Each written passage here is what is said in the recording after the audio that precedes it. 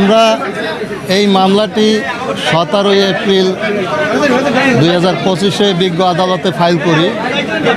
এই নির্বাচনটি হয়েছিল 12 জুন 2023-এ। ওই সময় আমরা মূলত তামাদির ব্যাপার ছিল, যে এই তামাদির বিষয়টাই মূল ছিল, যেহেতু সার্বিক দৃষ্টিতে আমরা অনেক দেরিতে মামলা করেছি। কিন্তু যদি বাস্তব পরিস্থিতি এবং তৎকালীন শাসনামল, এই ফ্যাসিস্ট সরকারের শাসনামল, যে শাসনামলে আমাদের যে জনগণের প্রার্থী সৈয়দ ফয়জুল করিম, ওনাকে আহত করা হয়েছে এবং প্রতিটা কেন্দ্রে তাকে প্রতিহত করা হয়েছে এবং প্রতিটা কেন্দ্র থেকে আমরা যে এই যে তামাদির বিষয়টা বলেন, আপনি শুধু বলেন যে আদালত আজকে কি সিদ্ধান্ত দিয়েছে? আজকে সিদ্ধান্ত দিছে যে তামাদি হয়েছে, উনি এটা মঞ্জুর করতে পারে নাই, মামলাটি খারিজ হয়েছে। আমরা এই আদেশের বিরুদ্ধে যথাযথ উপর আদালতে, যে উচ্চ আদালতে আমরা আপিল ট্রাইব্যুনালে আপিল করব এবং সর্বোচ্চ আদালতে আমরা যাব। আমরা ন্যায় বিচার প্রত্যাশী।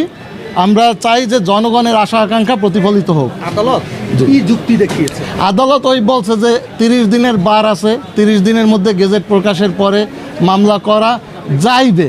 এইখানে ডাইরেক্টরি বিষয় ছিল, আদালতের এখতিয়ার ছিল, এটা ম্যান্ডেটরি ছিল না। কিন্তু আদালত হয়তোবা সে এই দিকটায় নজর দেয় নাই। এই দিকটায় নজর না দিয়ে ওইখানেই থামে গেছে যে 30 দিনের মধ্যে মামলা করা যাইবে মানে ডাইরেকশন, সে ম্যান্ডেটরিটা অনুধাবন করতে হয়তোবা ব্যর্থ হয়েছে। ওইখানে এমন নাই যে 30 দিনের মধ্যেই করতে হবে, এরকম বিষয় নাই। সেহেতু আদালতকে আমরা আজকে যেহেতু আদেশের জন্য ছিল, আমরা ওই বিষয়টা শুনানি করতে পারি নাই, সে শুধু আদেশই দিয়েছে।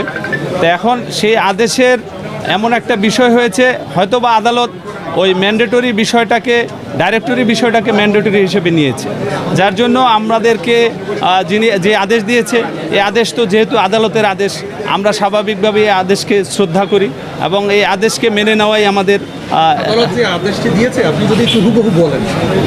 আদালত আদেশ দিয়েছে, যেহেতু এই মামলাটি দীর্ঘ 628 দিন পরে দায়ের করা হয়েছে, 645 দিন পরে দায়ের করা হয়েছে, সেই হিসেবে এটা 30 দিনের মধ্যে দায়ের করার বিধান ছিল।